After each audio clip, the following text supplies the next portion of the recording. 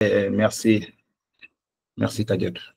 Donc, bonjour tout le monde et merci d'être là pour venir assister à ce webinaire intitulé Architecture AWS avancée, où on va parler de design pour la scalabilité et la haute disponibilité. Donc, c'est deux concepts qui sont, je veux dire, comme différents, mais l'un ne peut pas aller sans l'autre, on peut dire. Donc, là, pour avoir une architecture résiliente et performante, il faut allier à la fois la scalabilité et la haute disponibilité. Donc, c'est deux concepts un peu différents, qui sont un peu différents. On va voir tout le long de cette session.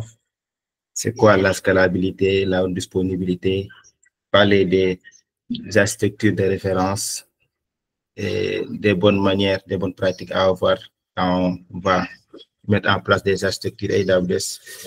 C'est ce qu'on va parler tout au long de cette session. Donc, vous pouvez m'interrompre à tout bout de champ en écrivant vos questions sur le chat. Vous pouvez poser des questions directement sur le chat. Ou bien, si je vais très vite, vous pouvez aussi m'interpeller directement. Il n'y a pas de souci. Ça sera une session plutôt interactive entre vous et nous. L'essentiel, c'est d'en sortir avec, voilà, une plus-value. Donc, je me présente d'abord. Moi, c'est Abdou Karim Wad. Je suis développeur, ingénieur et DevOps et plateforme manager chez leclarfacile.com. Donc, je suis certifié AWS aussi. Donc, j'ai tout ce qui est plateforme AWS au niveau de Leclarfacile. Donc, pour une brève présentation de ma part, il y en a beaucoup, on s'est connecté sur LinkedIn et tout. Donc, il y en a beaucoup, on se connaît déjà. Donc, voilà une brève présentation de ma part. C'est pas ce qui nous amène aujourd'hui. On est venu aujourd'hui pour parler d'architecture avancée. Donc, en termes d'agenda, on va définir les différents concepts que je viens d'énumérer, à savoir la scalabilité, la disponibilité, les différencier. C'est quoi la scalabilité? C'est quoi la disponibilité? Pourquoi les deux? Pourquoi ils sont différents? Qu'est-ce qui les différencie?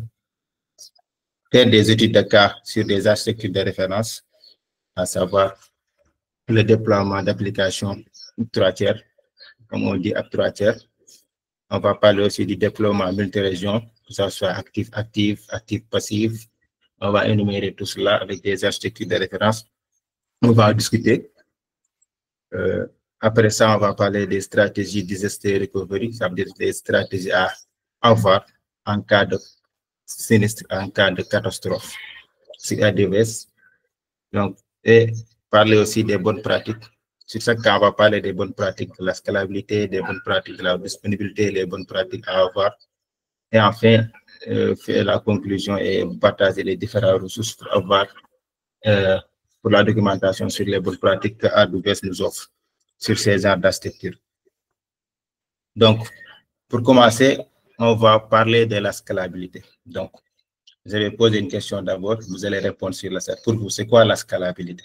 Avant que je parle de la définition, vous pouvez répondre sur le chat. C'est quoi la scalabilité? Je vous dis que ça sera une session interactive entre vous et moi. Donc, vous pouvez répondre sur le chat en me donnant la définition de la scalabilité. Si vous l'avez dit, bien sûr. Donc, j'attends vos réponses sur le chat.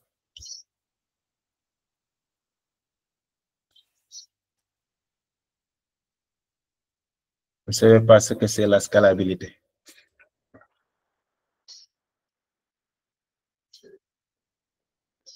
Les gars, je vous attends. Hein. Maintenir la qualité de la performance en termes de charge. D'autres réponses? Merci, Iba.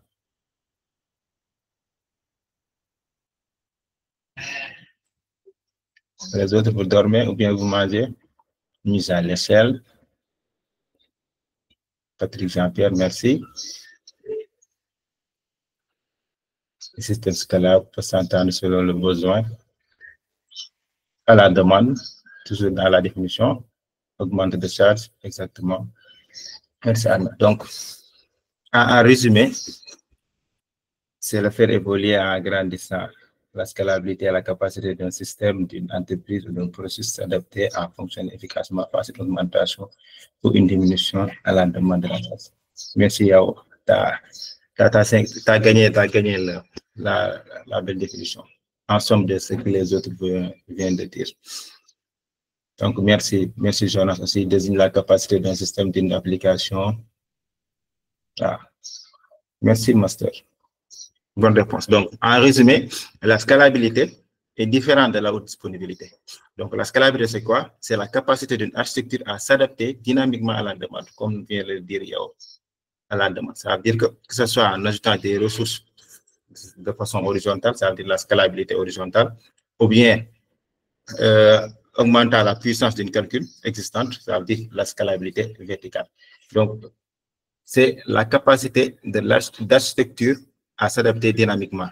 À la demande, c'est-à-dire que c'est toi, le master de l'infrastructure, c'est toi qui conçois l'architecture, tu as conçu l'architecture de telle sorte qu'il peut être scalé dynamiquement. Donc, on sous-entend que ce n'est pas toutes les architectures qui sont scalables.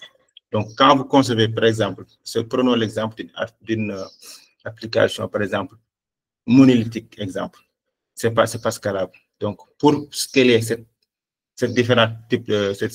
exemple d'architecture-là, c'est compliqué. Pourquoi? Parce que tu as conçu une application dont la base de données, la partie back-end, la partie front, tu la mets tout en un. Donc, cette forme de conception d'architecture-là n'est pas scalable. Donc, la scalabilité, c'est la capacité à l'architecture-là de s'adapter dynamiquement. S'il y a une charge de CPU, s'il y a une charge de mémoire, pour que ça puisse scaler en fait. C'est ça la scalabilité, donc qui est un peu différent de la haute disponibilité. Exemple, le service auto-scaling, et c'est de scaling que vous savez, il y en a des certifiés au niveau de la session, qui est un service AWS qui permet de gérer la scalabilité des serveurs comme les instances EC2 en fait. Par exemple, s'il y a montée de CPU au niveau de votre instance EC2 de votre application, ça plus scaler soit de façon verticale, ça veut dire que ça augmente les ressources, ou bien de façon horizontale. On va en revenir, c'est quoi la scalabilité verticale et soit la scalabilité horizontale. Donc, retenez ça, donc la scalabilité, c'est la capacité d'une architecture à s'adapter dynamiquement à la demande. Pourquoi à la demande? C'est parce que vous l'avez préconçu de telle sorte que quand il y a un pic de charge, que ça scale en fait. Et quand la charge diminue, que ça puisse redescendre à l'instant T, à l'instant initial, à son instant initial. Donc, c'est ça la scalabilité. Qui est à l'opposé de la haute disponibilité. La haute disponibilité, c'est la capacité d'un système à rester opérationnel, même en cas de panne. Donc, vous voyez un peu la différence. La scalabilité, c'est la capacité d'adaptation à la demande, mais la haute disponibilité, c'est la capacité d'un système à rester opérationnel, même en cas de panne. Soit d'une panne partielle, supposons que vous avez votre application et il y a un problème au niveau de votre application, il y a de votre serveur ou bien de niveau de zone de disponibilité, ou bien il y a un problème particulier. Et maintenant, les utilisateurs finaux ne vont pas ressentir cet arrêt-là. C'est ça qu'on appelle la haute disponibilité. C'est un peu différent de la scalabilité. Donc, c'est ça la haute disponibilité. Donc, comme exemple, on a le RDS multi-ASID, le S3 avec réplication cross-région. Donc, le RDS, c'est le service AWS, le Relational Database Services, qui est le service de gestion de bases de données relationnelles, qui est un service managé d'AWS. Donc, en déployant votre base de données, vous pouvez le faire en multi-ID, c'est-à-dire que vous déployez votre base de données dans plusieurs zones de disponibilité. Ça sera un coût de plus, mais ça garantit la haute disponibilité de telle sorte que quand votre application qui se trouve dans une zone de disponibilité A tombe en panne, que l'autre zone de disponibilité puisse prendre le relais. Donc, c'est ça la haute disponibilité. Donc, maintenant, retenez ça, la scalabilité et la disponibilité. C'est ça la différence. Donc, la disponibilité, c'est la capacité d'un système à rester opérationnel, même en cas de panne. Que ce soit panne partielle ou bien panne totale de votre système. Donc, quand vous concevez votre architecture, pour avoir une architecture résiliente, il faut à la fois penser à la scalabilité et à la haute disponibilité pour les alliés, de telle sorte que vous pouvez avoir une architecture qui est hautement disponible et résiliente en même temps.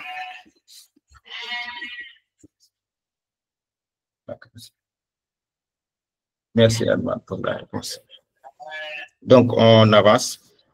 Si vous avez des questions, vous pouvez rebondir directement sur le chat, revenir et y répondre. Il n'y a pas de souci. Donc, la scalabilité, comme je disais tantôt, il existe la scalabilité verticale et la scalabilité horizontale. Donc, c'est deux types de scalabilité. Quand on parle de scalable, c'est comme on vient de le définir, c'est l'ajustement des serveurs à la demande, puisqu'on l'a demandé. Maintenant, il existe deux types. Soit la scalabilité est verticale, soit elle est horizontale. Maintenant, c'est quoi la scalabilité verticale? Donc, la scalabilité verticale, c'est l'augmentation des ressources d'un serveur existant. Supposons que vous avez votre application qui tourne sur AWS, vous utilisez par exemple T2 Micro. Vous utilisez T2 Micro, votre instance va bien. Et vous vous rendez compte à un moment donné que la charge que vous utilisez est minime en fait. Vous avez besoin d'avoir plus de capacité, plus de CPU, plus de mémoire pour faire tourner votre application.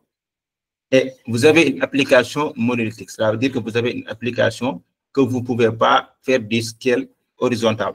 Donc, dans ce cas, qu'est-ce que vous allez faire? Vous allez faire du resizing. C'est quoi le resizing? C'est que vous allez faire changer de type d'instance, quitter de T2 micro, soit aller vers T3 micro, T4 micro, M5 large, C6 large. Vous n'êtes pas en train de créer une autre instance, mais vous changez le type d'instance que vous avez en fait. C'est ça qu'on appelle la scalabilité verticale. Donc, vous utilisez le même serveur, mais vous augmentez les ressources de ce même serveur en fait.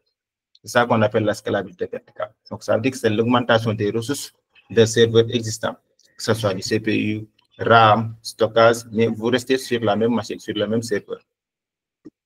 Donc, les cas d'usage concernant ce type de fonctionnement, c'est les applications multiples qui ne supportent pas facilement le multi-instance, par exemple.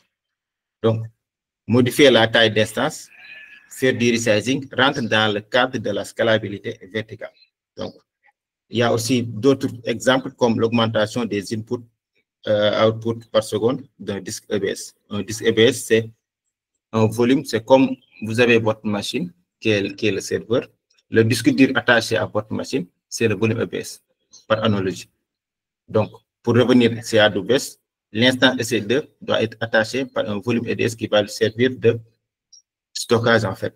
Et maintenant, quand par exemple la performance, vous voulez augmenter la performance, vous pouvez ajuster en augmentant les inputs-outputs tel volume EBS. Ça rentre toujours dans le cas de la scalabilité verticale.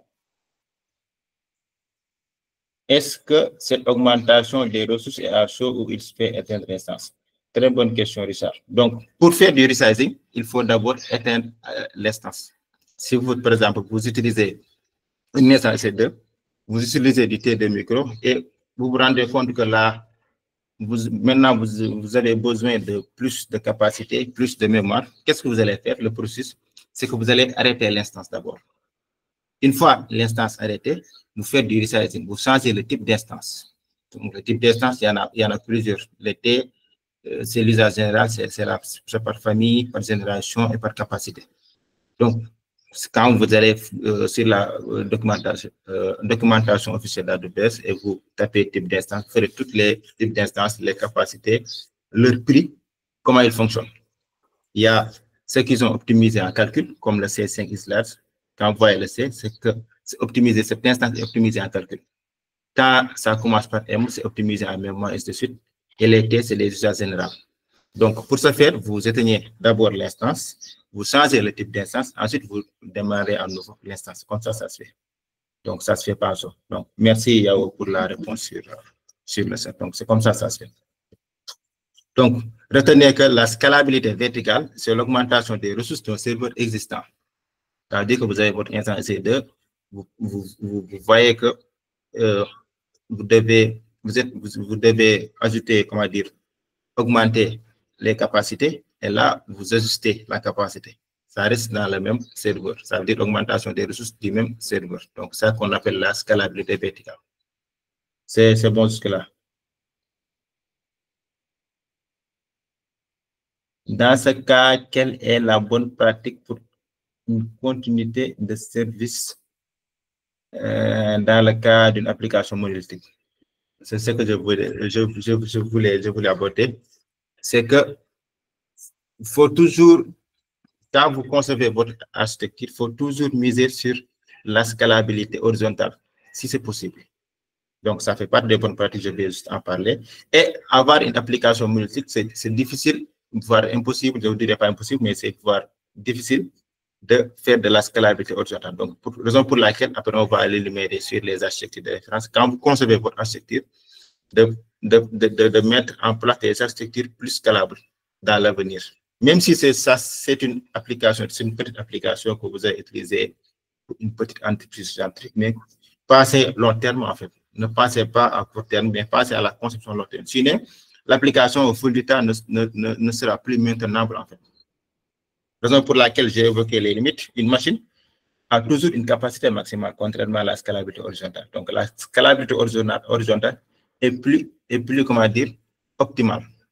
Par exemple, supposons que vous avez votre instance EC2, vous avez le T2 micro, vous remarquez qu'il y a un pic de, un pic de trafic au niveau de votre site web, c'est ainsi de suite, vous augmentez à C5, vous continuez à augmenter, et quand vous augmentez, le prix ça augmente. Il faut s'en rendre compte, le T2 micro est moins cher que le C5 micro, le C5 XLAS est plus cher, parce que ça, en termes de capacité, il y a 4 CPU et 8 Go de mémoire, à la différence d'un CPU et 1 Go de mémoire. Donc, une fois que vous scalez à la limite, vous pourrez plus scaler, et si votre application tombe en panne, vous n'avez pas de relais, en fait. Raison pour laquelle, quand vous concevez votre application, misez, voilà. D'accord. Merci pour la réponse, Yao. Donc, quand vous concevez votre application, pensez à long terme en misant sur la scalabilité horizontale. D'où on va en parler sur ce slide-là.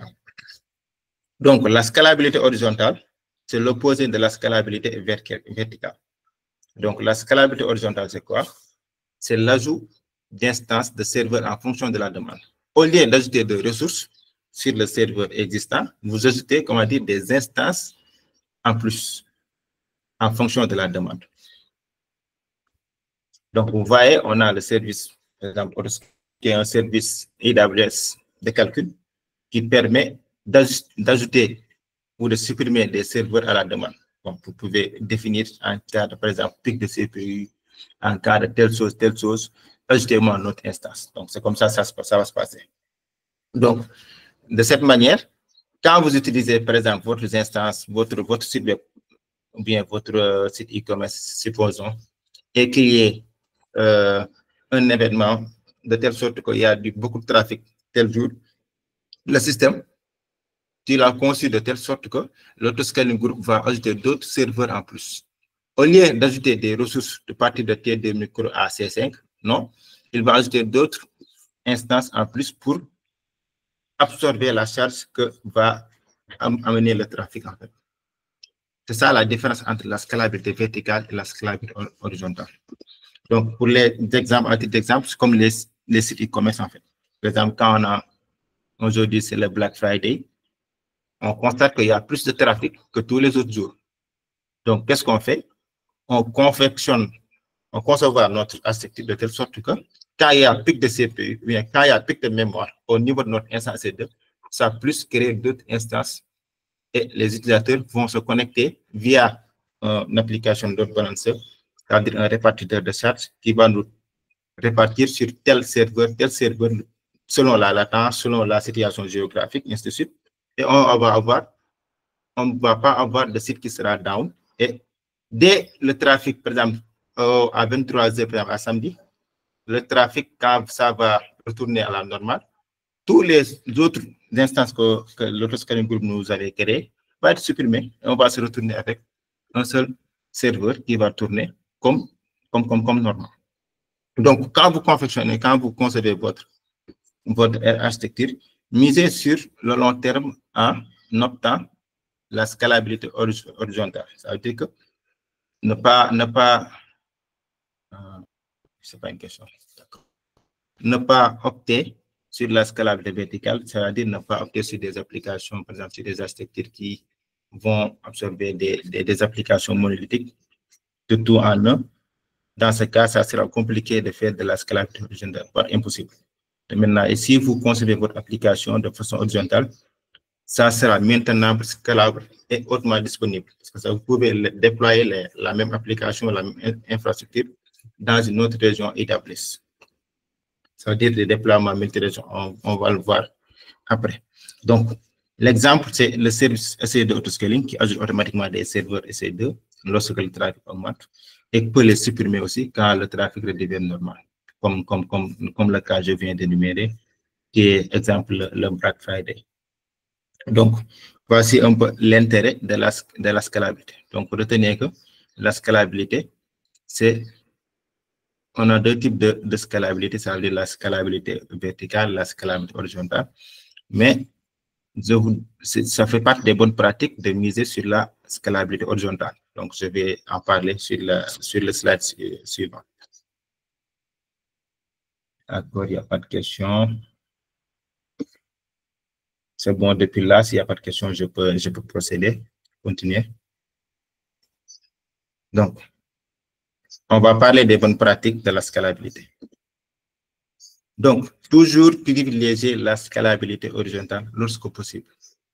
Donc, quand vous faites de la scalabilité, quand vous voulez que votre infrastructure scale, il est conseillé de privilégier la scalabilité horizontale lorsque possible. Pourquoi lorsque possible? Parce qu'il y a des architectures on ne peut pas scaler horizontalement.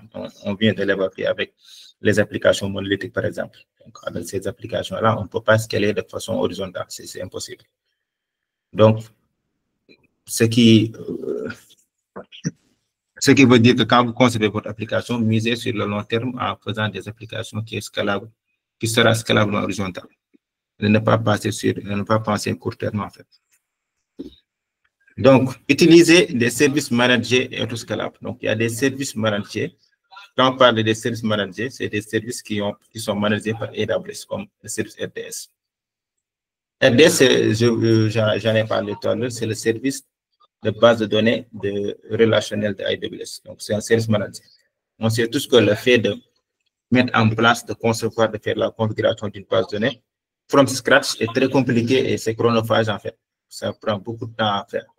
Donc, quand vous avez un service tel que RDS qui est un service préconçu, vous allez venir choisir la taille, le moteur de base de données que vous allez utiliser, dire que je vais utiliser MySQL ou PostgreSQL avec tel type de CPU, mémoire, et ainsi de suite, sur toute une zone de disponibilité, ou bien ça sera multi-AZ, ou bien ça sera seulement dans une seule zone de disponibilité. Et vous cliquez et AWS vous fournit ça. C'est ça qu'on appelle les services managés. Et la maintenance en background sera gérée par AWS. Donc, ça permet d'avoir moins de gestion sur votre service, en fait. Le temps que vous devez consacrer à faire des configs, à faire tout ce que vous voulez au niveau de votre service, AWS vous gère ça. Donc, ça permet d'aller plus vite et la maintenance doit être gérée par AWS. Donc, il y en a aussi le service Lambda qui est un service de calcul. Il y a Fargate, j'en ai parlé dans ma précédente session, qui est un moteur de calcul sans serveur, serverless, qui permet de faire tourner tout ce qui est conteneur. On peut l'utiliser avec ECS, Elastic Container Service, ou bien EKS, Elastic Kubernetes Service. Donc, tout ce qui est gestion de conteneurs, mais en mode serverless, à ne pas utiliser ce qu'on appelle l'infrastructure sous-jacente. Il y a aussi le DynamoDB qui est une base de données NoSQL, qui sont aussi des services managés par AWS. Donc, quand vous concevez votre architecture, privilégiez ce qu'on appelle les services managés. Il y a aussi l'automatisation de la montée en charge avec le service Autoscaling Group et CloudWatch Metric. Donc, comme on vient de le dire, le fait d'automatiser votre architecture en disant quand le pic de CPU arrive à 80%, ou bien quand ça arrive jusqu'à 85%, créez-moi notre service, une autre instance EC2 par le groupe Autoscaling qui va soutenir la charge. Donc, ça c'est possible avec le service Autoscaling Group. Et le fait de monitorer les métriques en disant que quand ça atteint les 80%, quand le CPU atteint les 80%, quand le CPU atteint les 75%, quand la mémoire est à tel. Ça, c'est possible avec ce qu'on appelle le CloudWatch Metrics. CloudWatch, c'est un service de monitoring d'AWS. Ça permet de monitorer via des métriques, c'est des data points, des données dans le temps, qu'on définisse pour voir à quel état est notre instance. Donc, c'est ça ce qu'on appelle les bonnes pratiques à avoir quand vous managez ou bien quand vous faites votre architecture. Donc, privilégiez la scalabilité horizontale, utilisez des services managés, toujours utiliser des mécanismes de visualisation comme CloudWatch, permet de monitorer votre infrastructure. Que sans visuel, tu ne sauras pas à quel moment votre architecture ou bien votre site est down. Donc, c'est très important. Maintenant, on va parler avant de parler de la haute disponibilité, on va parler pourquoi AWS garantit la haute disponibilité en fait. Donc, on ne peut pas venir parler de haute disponibilité. Donc, on vient de parler de scalabilité. On va parler de haute disponibilité, mais avant de parler de haute disponibilité, on va parler de l'architecture globale d'AWS pour vous faire comprendre comment est-ce possible la haute disponibilité. Donc, ça, c'est l'architecture globale d'AWS que vous voyez sur mon écran. Donc, les points que vous voyez, c'est les différentes régions que AWS dispose partout dans le monde. Donc, les points rouges, c'est les régions qui sont lancées, mais qui ne sont pas encore prêtes, qui ne sont pas encore utilisables, pas pour le moment. Donc, pour information, il y a qu'une seule région en Afrique qui se trouve en Afrique du Sud. On a annoncé des weblinks à Maroc, à venir au Sénégal, mais ce ne sont pas des régions, c'est des mini-régions, pour dire ce n'est pas des régions, c'est des weblinks. Il y aura peut-être quelques services qui peuvent disposer ces weblinks. Donc, pour revenir à notre sujet, AWS dispose de 36 régions et 114 zones de disponibilité. Vous allez beaucoup entendre régions et zones de disponibilité. Donc, ce serait bien de les clarifier s'il y a parmi des gens dans la gestion que ça ne parle pas. Donc, les régions, c'est des zones géographiques que vous voyez là, que je viens d'énumérer, où se trouvent un ou plusieurs zones de disponibilité. Une zone de disponibilité, c'est des centres de données. C'est un regroupement de centres de données, en fait. C'est ça, par définition, une zone de disponibilité. Donc, chaque région comporte un ou plusieurs zones de disponibilité. D'habitude, on a 3, sauf dans la Virginie du Nord où on a 4 zones de disponibilité. On a plus de 3.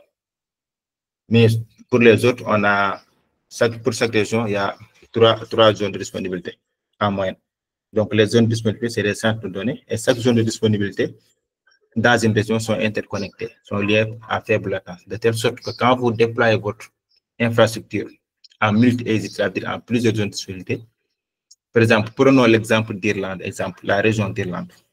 La région d'Irlande, il y a 3 zones de disponibilité qui sont interconnectées à faible latence. Maintenant, quand vous déployez, par exemple, votre application dans une zone de disponibilité et vous faites du déploiement multi-exit, ça veut dire que vous déployez votre infrastructure sur 3 zones de disponibilité. Quand une zone de disponibilité tombe en panne, il y a toujours votre infrastructure qui est disponible dans les autres régions. Donc, c'est ça qui garantit la haute disponibilité. De même, quand vous déployez votre infrastructure dans la région d'Irlande et en même temps, vous le déployez dans la région d'Afrique du Sud, quand toute la région, ce qui est quasiment improbable, toute la région d'Irlande tombe en panne, votre infrastructure, c'est-à-dire votre site web, sera toujours disponible dans la région d'Afrique du Sud. Et vos utilisateurs finaux ne verront pas que votre système est en panne. Et tout ça, c'est garanti par la haute disponibilité des zones de disponibilité, des régions qui sont un peu partout dans le monde. Donc, c'était pour un peu mettre le cadre sur les régions et les zones de disponibilité avant de parler de la haute disponibilité. Jusque-là, ça va. Réponse pour les certifications. Il y a...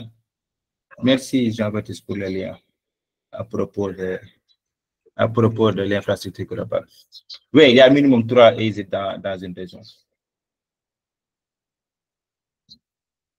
Donc, on va parler de la haute disponibilité. Donc, les stratégies pour garantir la haute disponibilité, c'est toujours d'opter sur l'utilisation des zones, des availability zones. Les availability zones, c'est des zones de disponibilité, en fait. Donc, AWS divise chaque région en plusieurs zones de disponibilité. C'est minimum 3, en fait, comme je venais de faire l'exemple. Donc, quand une zone de disponibilité tombe en panne, il y a une autre zone de disponibilité qui va prendre le relais. Pourquoi? Parce que chaque zone de disponibilité qui se trouve dans une région, les 3 zones de disponibilité qui se trouvent, par exemple, dans une région d'Irlande, sont interconnectées et à faible latence. De telle sorte que quand vous déployez votre infrastructure sur les 3 zones de disponibilité, quand une zone de disponibilité tombe en panne, votre application sera toujours disponible dans l'autre zone de disponibilité. Et vos utilisateurs ne vont pas s'en rendre compte. C'est ça l'utilité des zones de disponibilité. En fait. Maintenant, par contre, retenez que les régions, entre elles, ne sont pas connectées. Les régions ne sont pas connectées.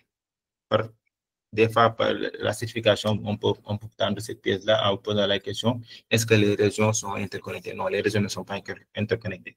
C'est juste les zones de disponibilité qui se trouvent dans la région qui sont interconnectées à faible latence.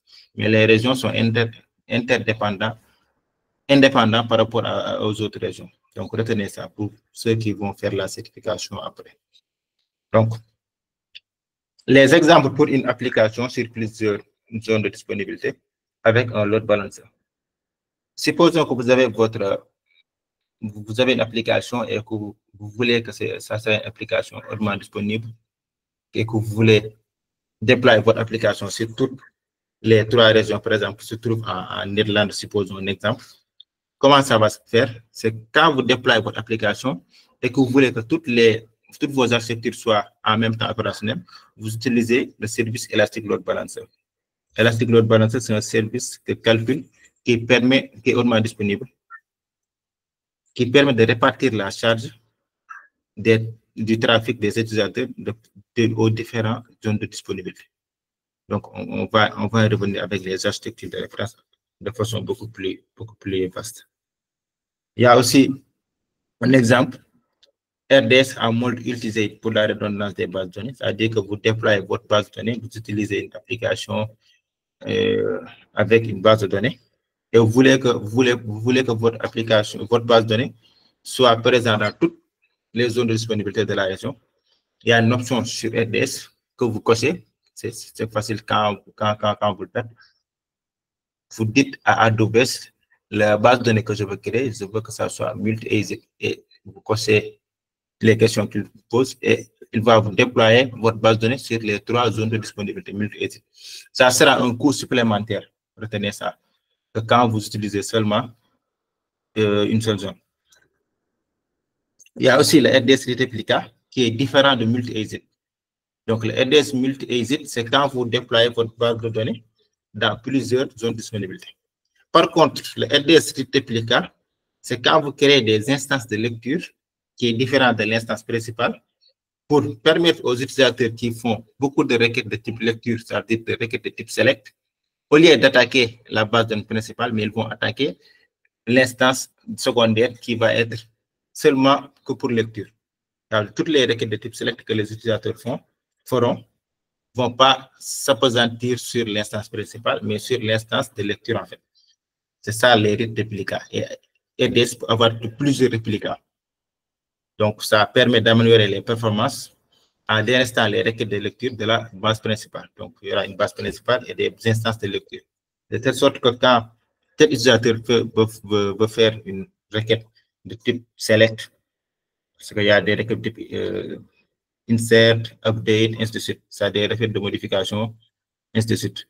Mais des requêtes de type select, ça veut dire tout ce qui est lecture, ainsi de suite, va être redirigé sur cette instance secondaire-là. Donc, ça va permettre de décharger l'instance principale, toutes les requêtes de lecture, et il ne va pas avoir de conflit. Petit, comment dire, inconvénient, c'est pas synchrone, c'est asynchrone. Du coup, ça peut avoir des petits temps de latence par rapport au multi-exit qui est synchrone. Donc, la différence entre le multi-exit et le réplica, c'est ça. Donc, juste pour dire les exemples qu'on peut utiliser, avoir des stratégies qu'on peut utiliser pour avoir des comment dire, des architectures hautement disponibles. Donc, c'est des exemples de services que AWS met à disposition des utilisateurs pour l'utiliser à part de la haute disponibilité. Donc, les bonnes pratiques, on va parler des bonnes pratiques des AWS pour la haute disponibilité. C'est toujours déployer des applications critiques en multi-AZ. Supposons que vous avez une application, par exemple, bancaire, où vous ne pouvez pas permettre qu'un utilisateur vous, par exemple, faire des transactions ou bien faire des dépôts, ainsi de suite, et qu'il y ait, on lui dit que votre application est indisponible. Si vous êtes dans ce cas de figure, ça veut dire que cette application-là est critique, parce qu'il y a des applications, ce n'est pas critique. Parce que tout dépend de votre charge de travail, en fait. Ça veut dire que quand vous concevez votre architecture, ça dépend de votre charge de travail, ça dépend de votre cible. Par exemple, si vous avez des cibles, par exemple, vous avez une application bancaire, une application de streaming de vidéos, où la disponibilité est immédiate pour tous les utilisateurs, là, vous êtes dans le cadre des applications critiques que vous devez mettre en multi-AZ. Donc, supposons, donc je reviens sur l'exemple, supposons que vous avez une application bancaire, par exemple, bien de mobile money, donc vous serez obligé d'appliquer ces méthodes-là, c'est-à-dire de déployer votre application en multi-AZ, ça veut dire que dans plusieurs zones de disponibilité. De telle sorte que quand une zone de disponibilité tombe en panne, votre application sera toujours disponible. Maintenant, dans le cas contraire, si vous avez une application qui n'est pas critique, vous n'êtes pas tenu de le faire.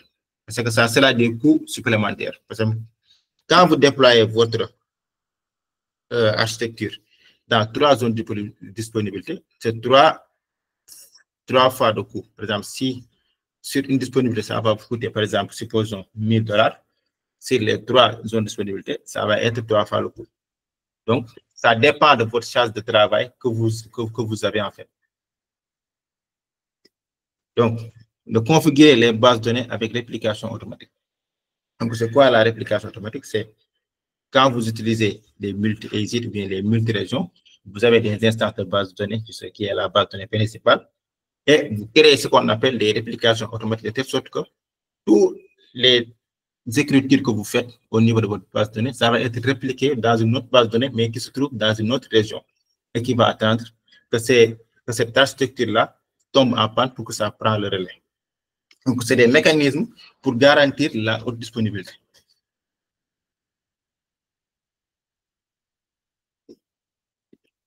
Donc, la réplication aussi, multi-région pour la tolérance aux pannes. Et dans le même sillage, si vous avez une application, bien, vous avez une application que vous ne voulez pas vous permettre de tomber en panne parce qu'il y a des utilisations, l'utilisation est critique. Ça peut être une application bancaire, streaming de vidéos. Anyway, ça dépend de votre charge de travail, mais vous savez que votre application est critique. Les bonnes pratiques, c'est les déploiements multi-régions pour la tolérance aux pannes globale. C'est quoi le déploiement multi-région? On va voir la structure après. C'est le fait de déployer l'application dans minimum 2 régions, c'est-à-dire déployer en Irlande, par exemple, ou bien à Virginie du Nord, de telle sorte que quand la région d'Irlande tombe en panne, la région de la Virginie du Nord va prendre le relais et vos utilisateurs ne verront pas qu'il y a eu une coupure, il y a eu un sinistre, ainsi de suite. Donc, c'est pour garantir la haute disponibilité. Donc, c'est des réflexes à avoir quand vous concevez votre application, le multi-AZ, la réplication automatique, la réplication multi-région, c'est pour garantir la tolérance aux pannes globales. Ça veut dire que quand il y a un sinistre ou bien un tremblement de terre, on ne le souhaite pas quelque part, même que vos données resteront totalement disponibles. Donc, la réplication multi-région, donc, je vais vous donner des exemples. Ça permet d'éviter des interruptions de service en cas de panne majeure dans une région, comme je viens de le dire. Une panne majeure, ça peut être un tremblement de terre, on ne le souhaite pas, ou bien quelque chose qui est une catastrophe naturelle. Donc, ça peut arriver. Vous pouvez avoir stocké, par exemple, votre application, déployer votre application dans une région quelconque, et vous vous levez du jour au lendemain où il y a un tremblement de terre qui touche toute cette région. Et si vous n'avez, par exemple, votre donnée ou bien votre application déployer dans une autre région, vous allez perdre la haute disponibilité. Donc, c'est des cas qui peuvent arriver, mais il faut aussi s'y préparer à tout bout. Donc, l'exemple, c'est le basculement automatique avec Amazon 353. On va en parler avec quand on parle des architectures de référence. Il y a le S3 Regional Replication. Ça permet de répliquer vos données de sauvegarde dans plusieurs régions. S3, c'est le service de stockage d'AWS, pour ceux qui ne savent pas. Amazon 353, c'est le service manager de DNS d'AWS. Donc, DynamoDB Global permet aussi de répliquer une base de données NoSQL sur plusieurs régions, plusieurs continents, parce que chaque région peut se trouver dans un continent différent. Donc, voici les bonnes pratiques à avoir quand vous voulez que votre application soit hautement disponible. C'est des réflexes à avoir, c'est des prévisions à faire. Comment dire, c'est une méthode à appréhender de tout un chacun.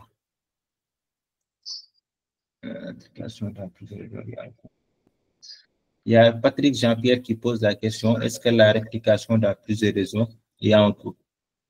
Quelqu'un peut allumer son micro et la répondre, d'après tout ce que je viens d'expliquer.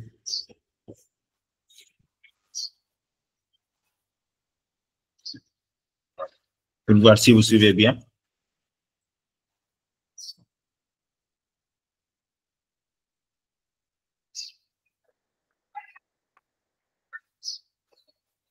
Jean-Jacques, tu peux l'expliquer?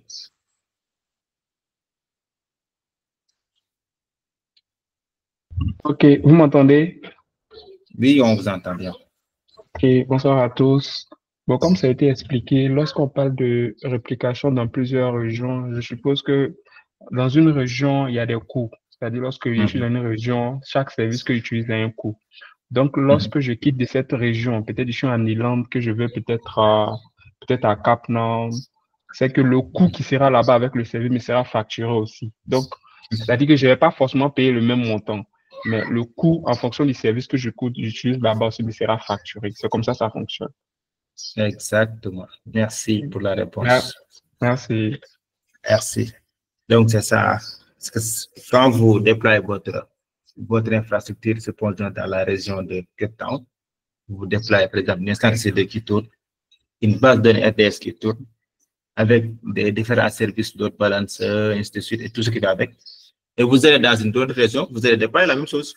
Vous aurez aussi une instance CD qui va tourner là-bas. Et la tarification de Amazon, c'est la tarification on demande. Ça veut dire que vous payez ce que vous utilisez. Tant que ça est en train de tourner, vous allez le payer. Et le paiement se différencie de région à région. Par exemple, supposons que vous êtes dans la région d'Irlande. Combien coûte le CD dans la région d'Irlande peut différencier combien ça coûte dans la région, par exemple, de Sao Paulo. Pourquoi? Parce qu'il y aura des taxes, par exemple, qui vont s'y appliquer. Parce qu'il y aura d'autres facteurs qui vont être ajoutés là-dessus. Par exemple, le gouvernement peut dire appliquer des taxes supplémentaires au cours de l'instance. Donc, vous pouvez payer plus. Donc, il y a tous ces facteurs qui vont découler du déploiement multirégion. Donc, il y a des bénéfices à faire du déploiement multirégion. Ça veut dire que votre application critique sera tout le temps hautement disponible, mais ça sera des coûts supplémentaires à envisager. Ça dépendra de quelle charge de travail que vous avez, est-ce que vous pouvez les soutenir, ainsi de suite. Donc, ce n'est pas purement technique, mais c'est aussi voir est-ce que vous pouvez les supporter ou pas. C'est aussi financier, comme on dit. Donc, merci Jean-Jacques pour l'explication. Donc, on va parler d'études de cas, architecture fiduciaire. Donc, il y avait quelqu'un qui avait posé la question pour l'application monolithique, comment elle est spellée.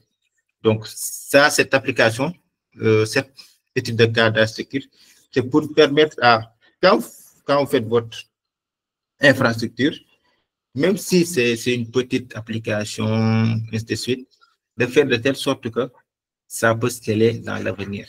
Raison pour laquelle on a proposé une architecture de référence qui est l'architecture fiduciaire.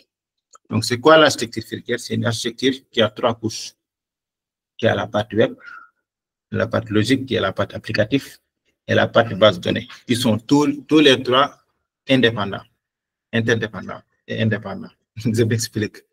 Les clients, c'est la partie web où les utilisateurs vont venir sur la page web, scroller, ainsi de suite.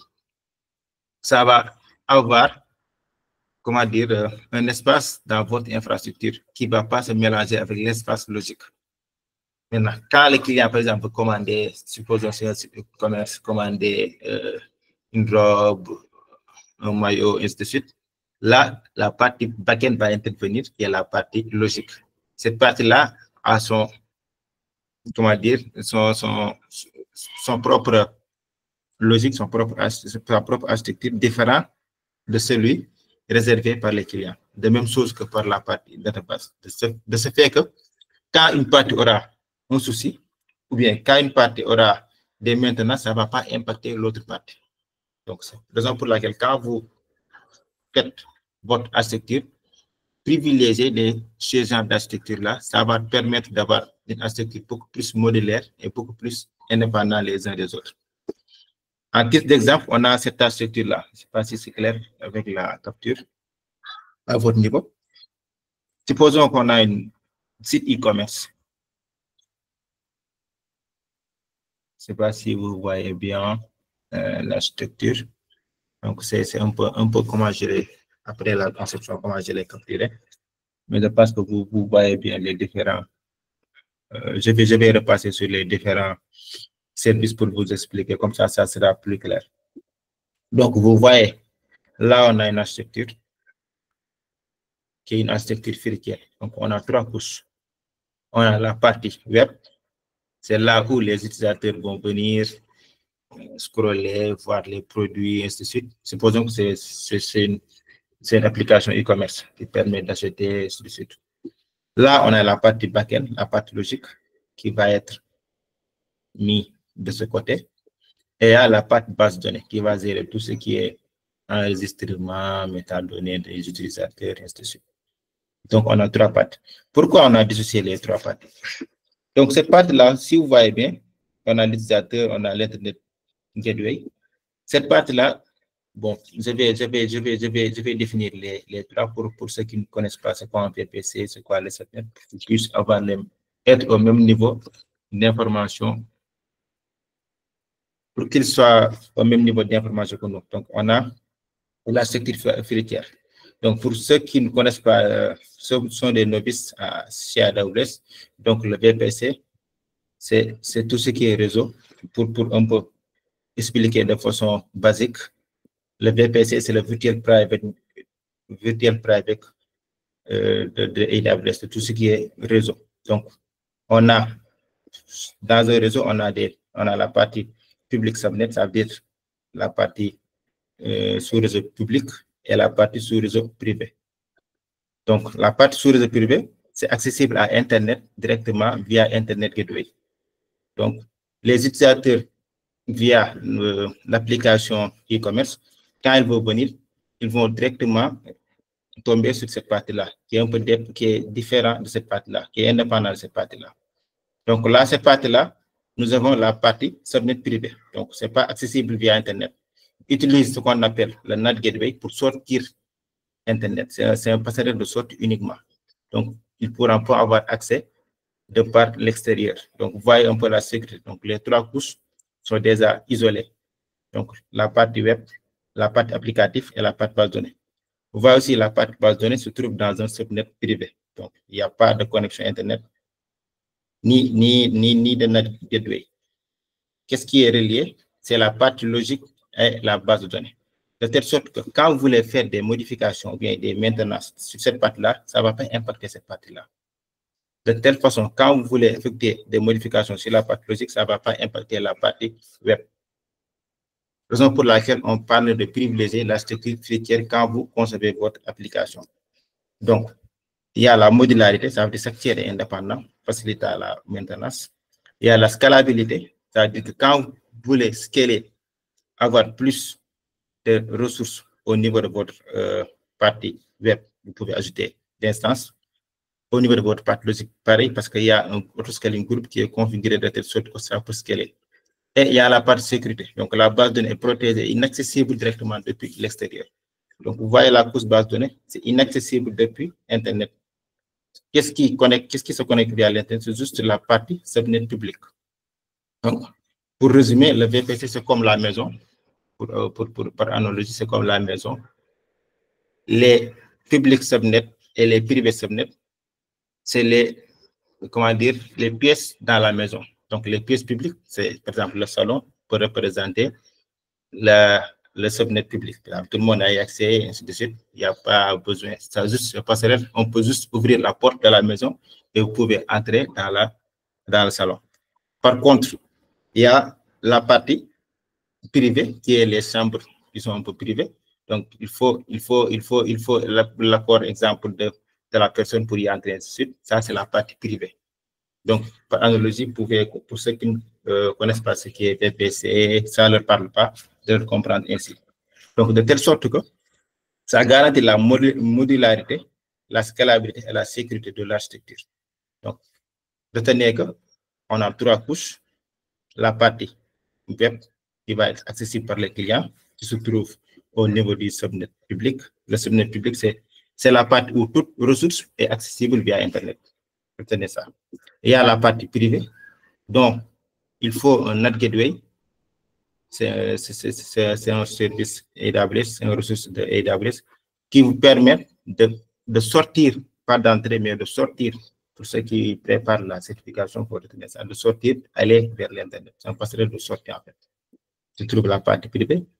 Et il y a la partie base de données qui est interconnectée, connectée par la partie logique pour toutes les transactions et requêtes, et ainsi de suite.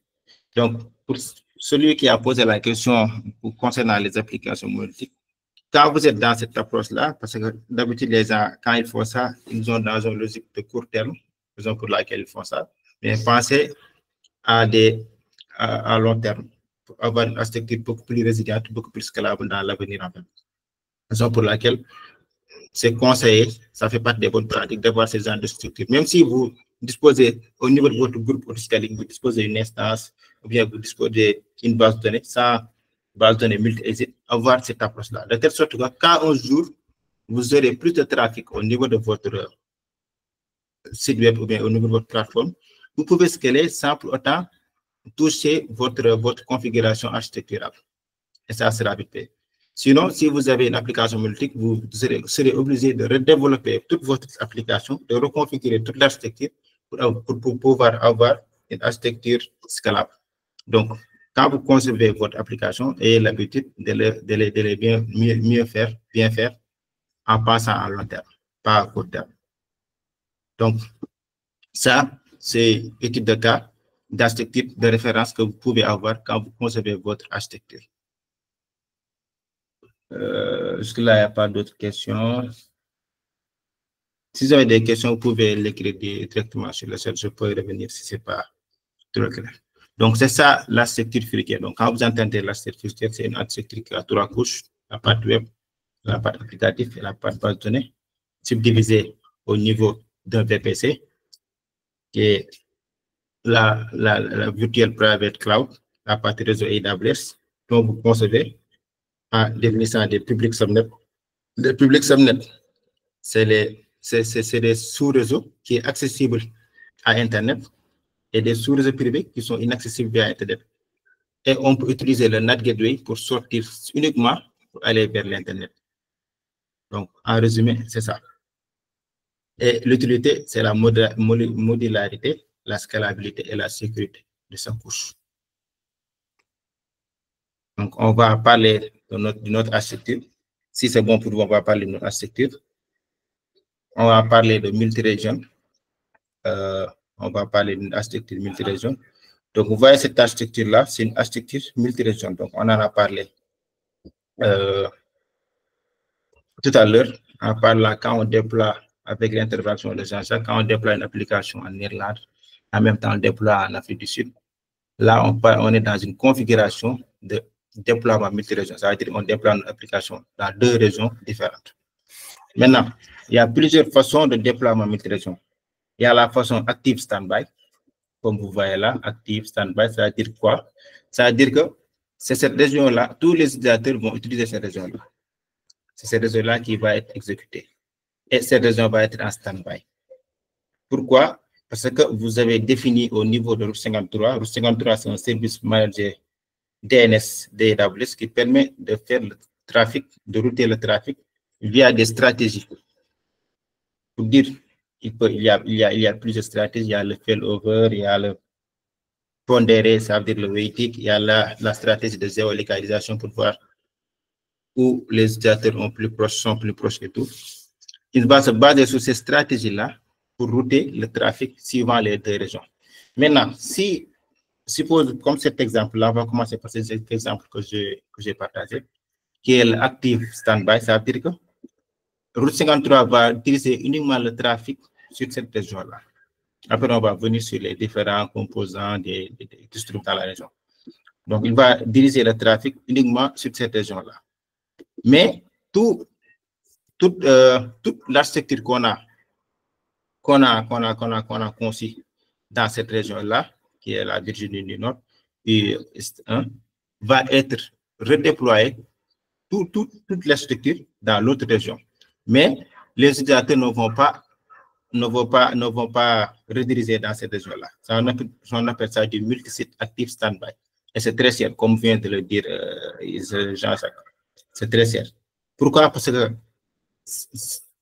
dans ce cas-là, c'est une application qui est tellement critique de telle sorte qu'on ne peut pas se permettre de perdre la haute disponibilité. De telle sorte que quand cette région-là va tomber en panne, uniquement Route 53 va rediriger le trafic dans cette région-là. Et les utilisateurs finaux ne vont pas se rendre compte qu'on a changé de région, ou bien il y a eu un problème, ou bien il y a eu une panne, ou bien il y a eu de tremblements de terre inouïs.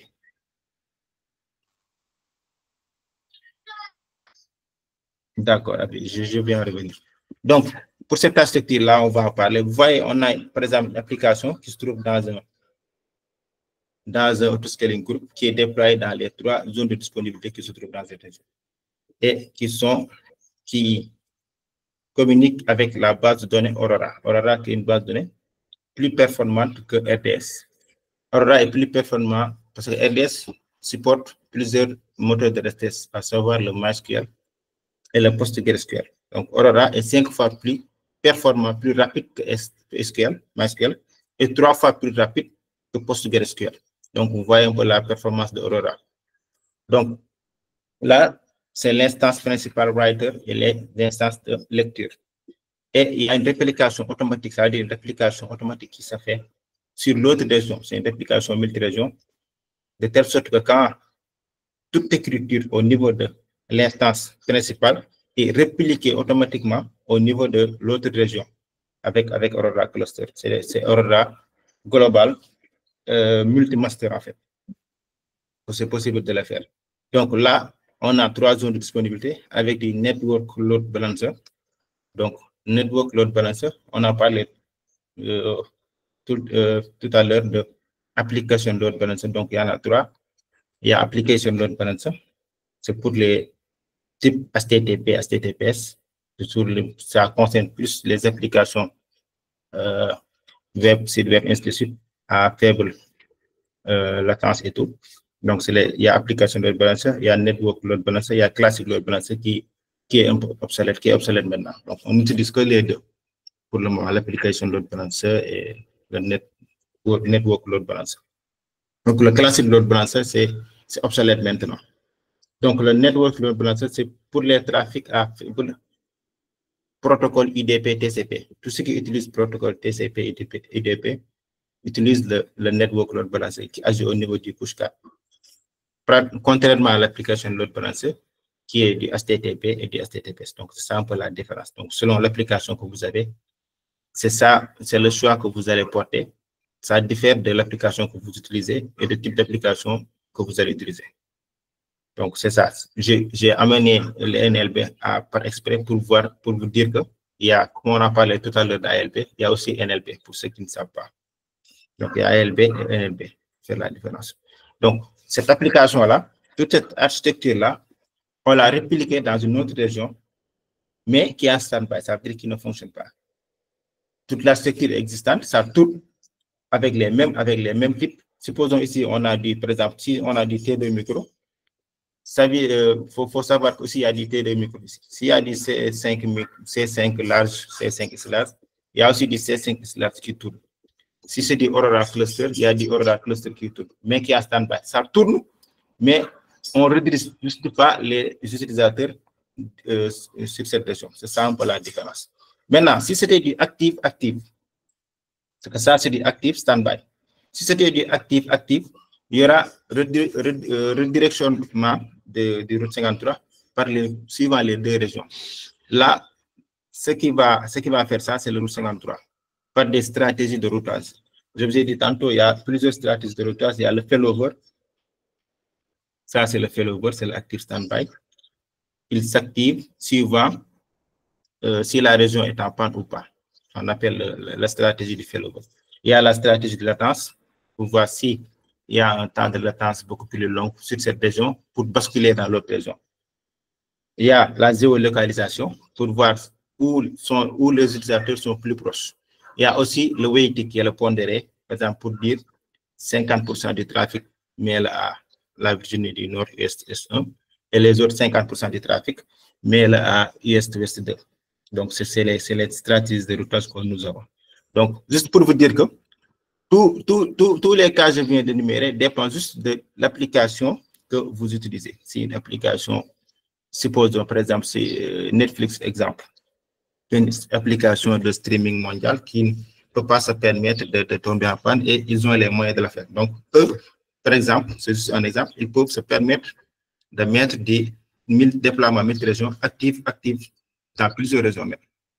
On ne peut même pas arrêter sur plusieurs régions pour garantir la haute disponibilité.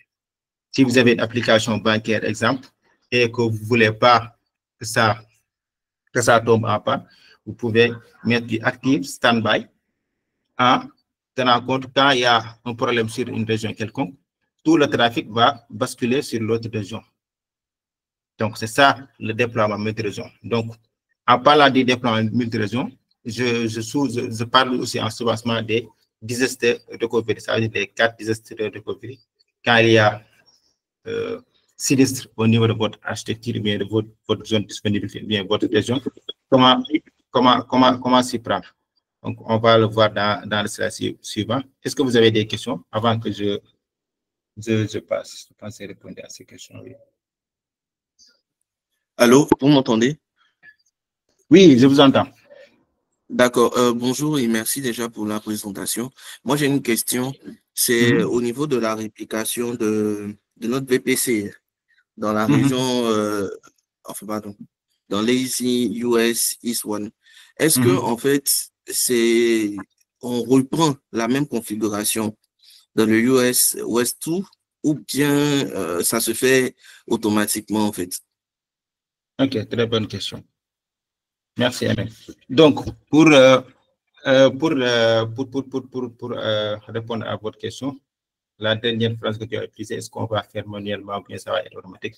Ça dépend juste de vous, en fait. Par exemple, supposons que toute cette architecture-là, vous l'avez temporisé au niveau d'un service qu'on appelle AWS CloudFormation. C'est comme Terraform, en fait. Hein. C'est juste le service d'AC de AWS. Ça veut dire que vous pouvez définir comment il déploie dans les différentes zones de disponibilité, les instances de connecter avec les bases de données. Vous avez ce template-là. Dans ce cas, vous n'avez pas besoin d'aller dans notre région de faire manuellement parce que ça va être chiant, en fait. Et ça va prendre beaucoup de temps. Donc, dans ce cas, qu'est-ce que vous allez faire? Si vous avez ce template-là, vous allez juste le déployer dans une autre région et vous avez cette même tâche structure dans une autre région. Après, vous allez juste configurer votre routage au niveau du DNS de route 53, suivant la stratégie que vous voulez. Si vous voulez baser sur la géolocalisation, sur la latence, si vous voulez faire du active stand-by, c'est au niveau de route 53 que vous allez gérer ça.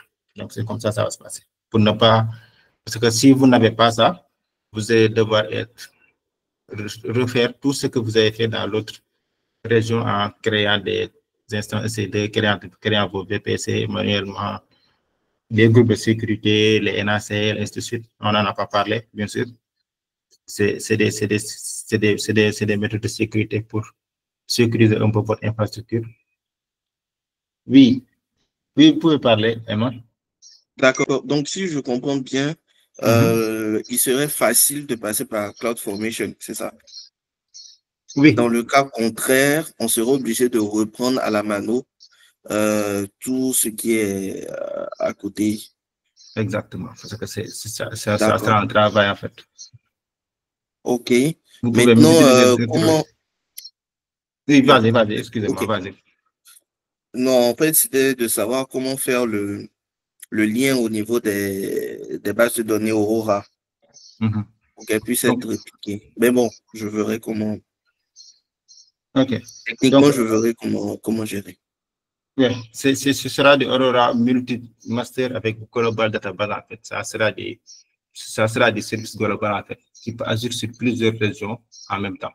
Raison pour laquelle ça sera beaucoup plus facile. Si c'était du RDS, ça serait moins compliqué. Mais avec Aurora, ça sera beaucoup plus simple, en fait, à faire. Parce que il y a du Global Database comme fonction au niveau de Aurora. Et c'est plus rapide et c'est plus puissant que RDS. Même c'est plus cher aussi.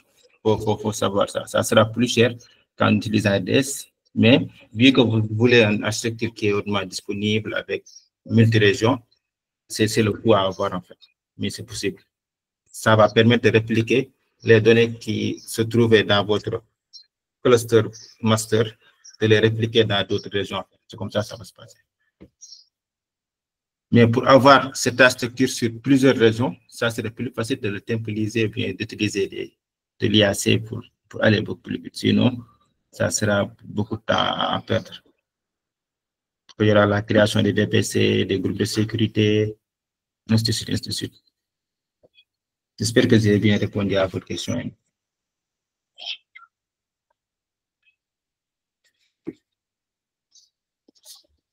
OK. Donc, on peut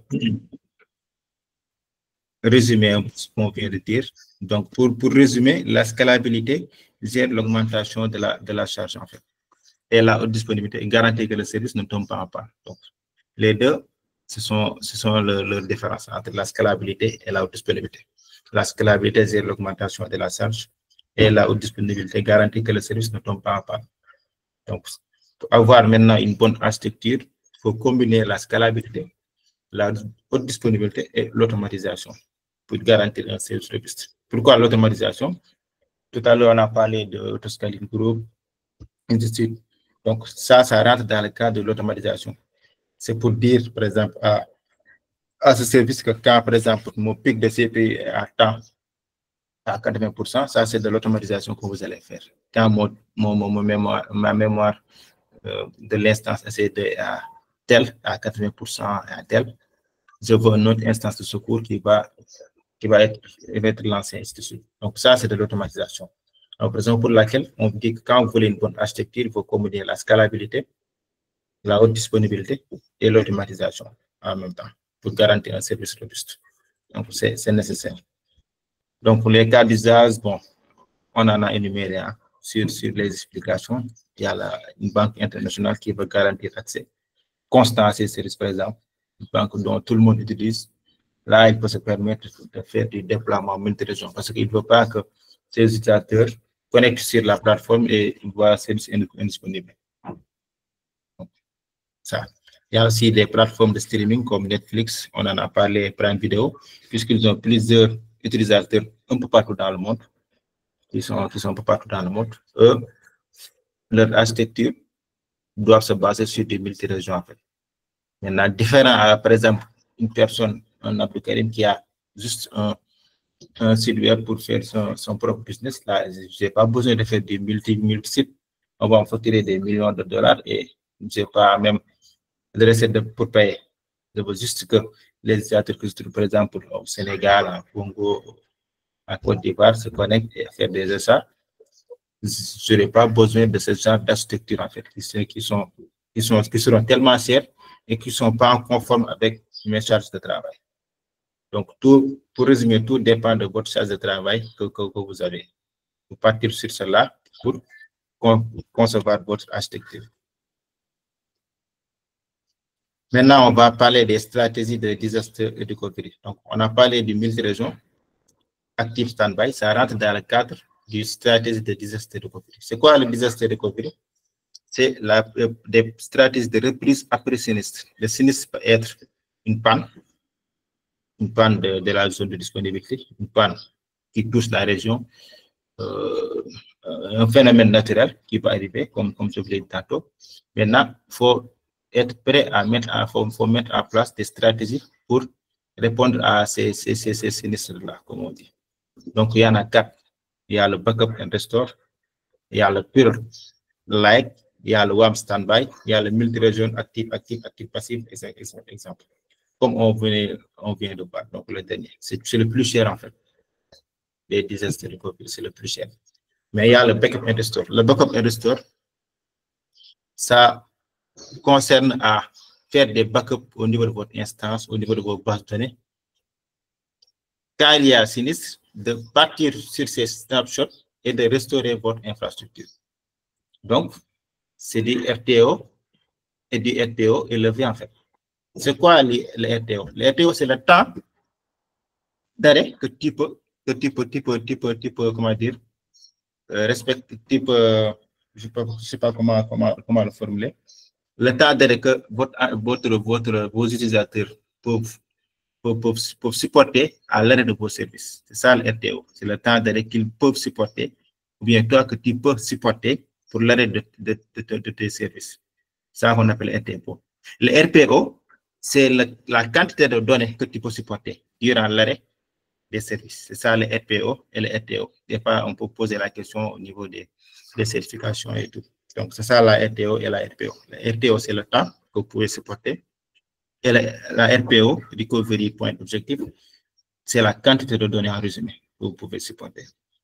Donc, le backup et le restore, ça consiste à faire des snapshots au niveau de vos instances, au niveau de vos bases de données.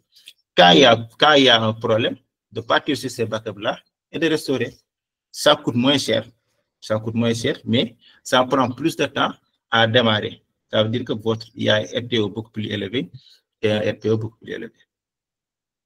Donc, c'est de sauvegarde des données via S3, RD Snapshot, récupération manuelle pour restaurer votre infrastructure et reprendre votre build normal. Il y a aussi le Pilot Light. Le Pilot Light, c'est différent du backup restore, c'est toutes vos ressources critiques, vous allez les démarrer dans une autre zone de disponibilité ou bien dans une autre région. Supposons, par exemple, vous avez une application dont, par exemple, la partie, l'instance EC2 est critique, par exemple. Vous ne pouvez pas permettre que ça tombe en panne. L'instance EC2 et la base de données sont critiques. C'est des ressources critiques que vous avez. Donc, qu'est-ce que vous faites? Vous allez les déployer dans d'autres régions qui va tourner, mais quand ça va pas, vous n'allez pas diriger tout le trafic vers ça, mais quand il y aura un sinistre, quand il y aura un problème, vous allez juste compléter toutes les ressources qui ne sont pas critiques à ces ressources-là. Ça veut dire les load balancers, ainsi de suite, toutes les ressources qui ne sont pas critiques et faire fonctionner l'infrastructure. C'est plus rapide que le backup et restore, mais c'est plus de coûts. Pourquoi? Parce qu'il y a des ressources qui vont tourner le temps qu'il y ait un disaster recovery, qu'on ne sait pas quand il va arriver. Donc, c'est plus cher que le backup et restore. Il y a aussi le warm standby. Le warm standby, c'est d'avoir la même infrastructure.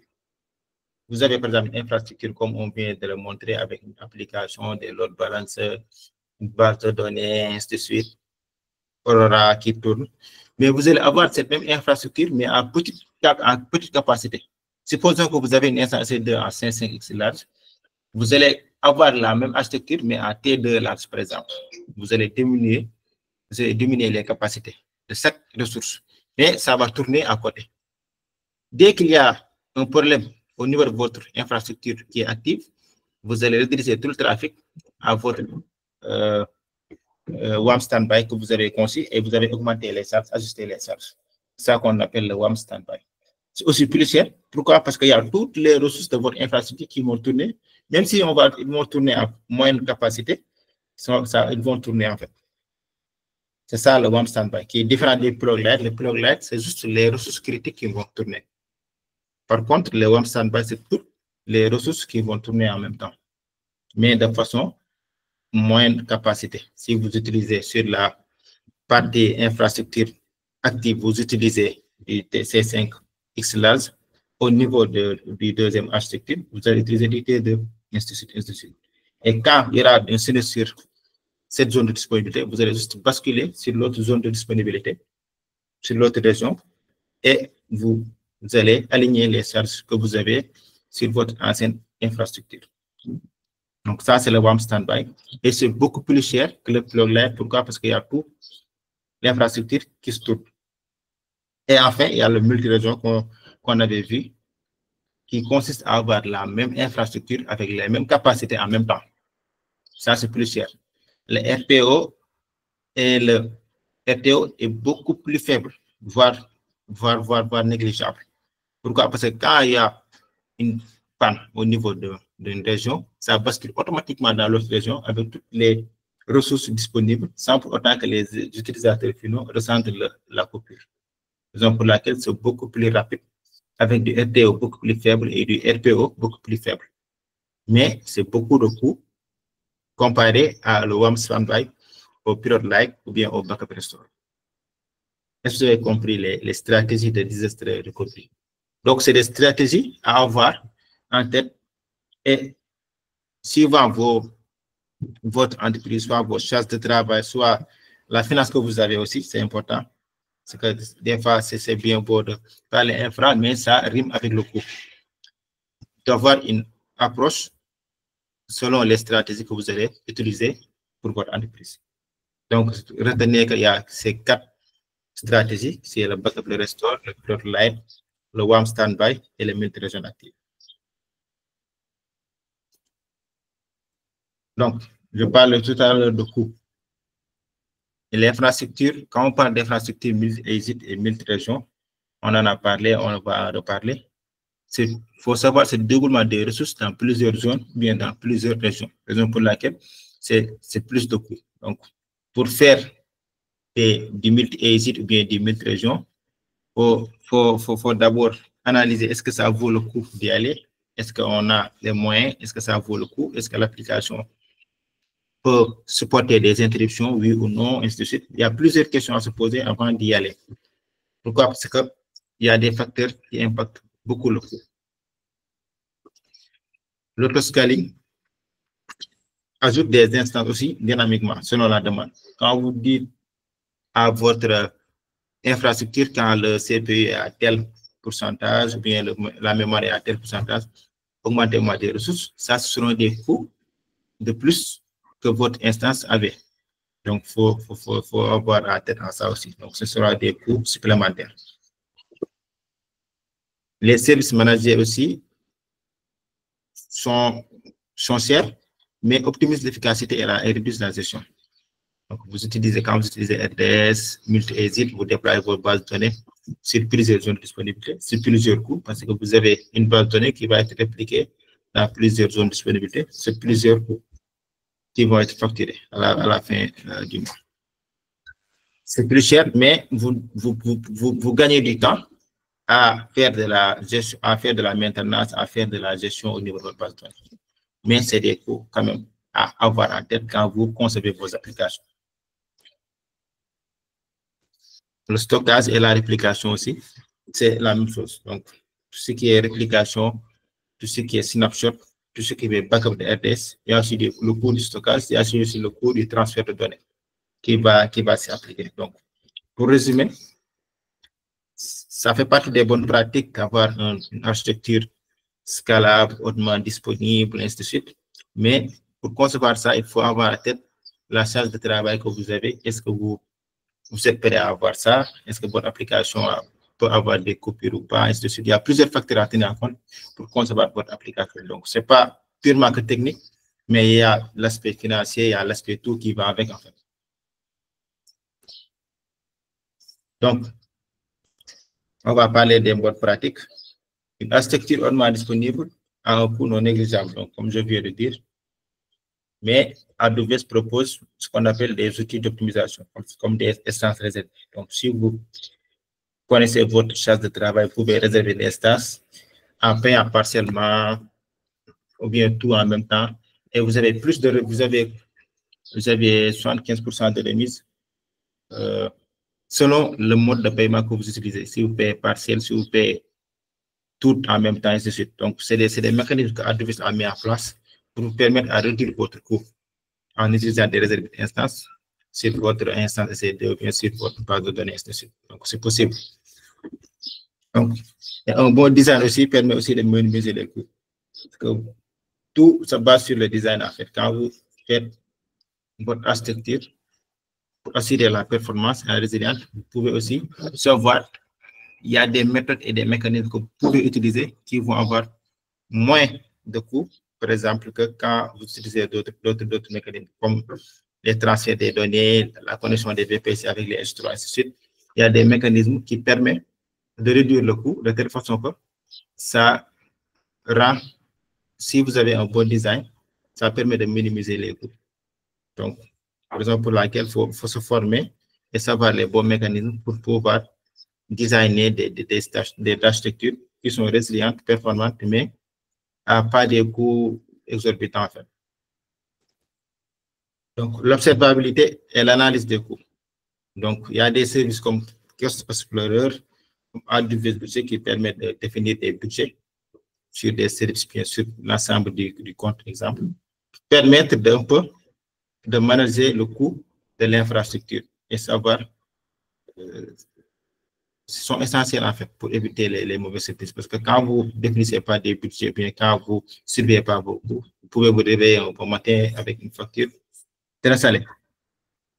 Donc, il y a aussi le pricing calculator qui permet de prévisionner votre charge de travail.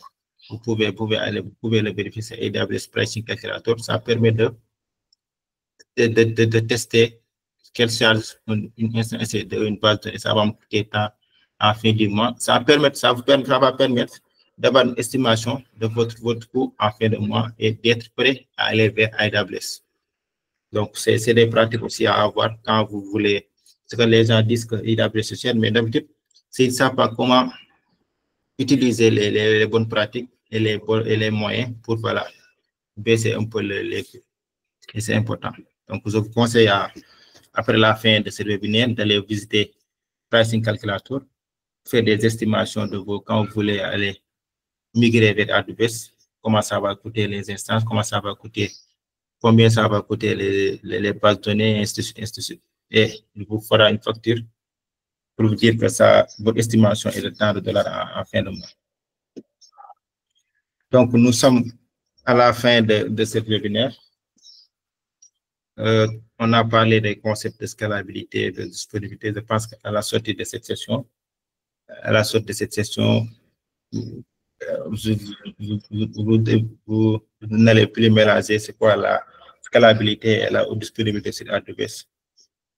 Donc, on a parlé des principes de bonne pratique pour concevoir des architectures résilientes, les services AWS essentiels pour garantir la scalabilité automatique et la transport panne. On a parlé aussi des disaster recovery et différents moyens qu'on doit avoir une architecture résiliente.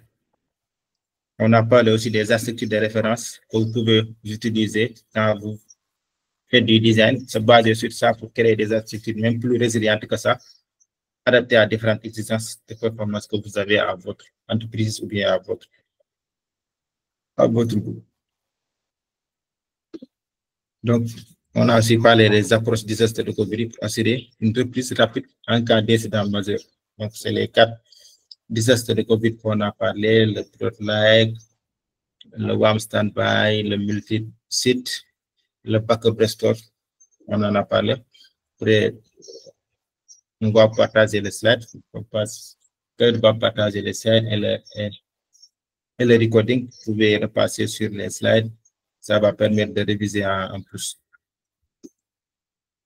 Donc, vous pouvez trouver les ressources, tous les ressources que je viens de parler au niveau de la documentation de AWS, le AWS Well Architecture Framework, tout ce qui parle de scalabilité, high availability sur AWS, disaster recovery, stratégie, service autoscaling, le pricing calculator que je viens d'énumérer, les cost explorateur, ainsi de suite. Tous les services que je viens d'énumérer, j'ai mis les liens de la documentation officielle d'AWS pour que vous puissiez aller voir. Merci à vous d'avoir mis le lien de calculateur sur le chat. Donc, ça a été un plaisir de faire cette session. Ça a été très intéressant. Merci, Abdoulaye. Donc, merci à vous.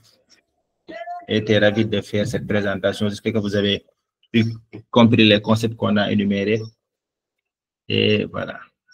En tout cas, merci à vous. Merci d'être présent. Merci Yao, merci Ibrahima, merci Kadetou, merci Herman.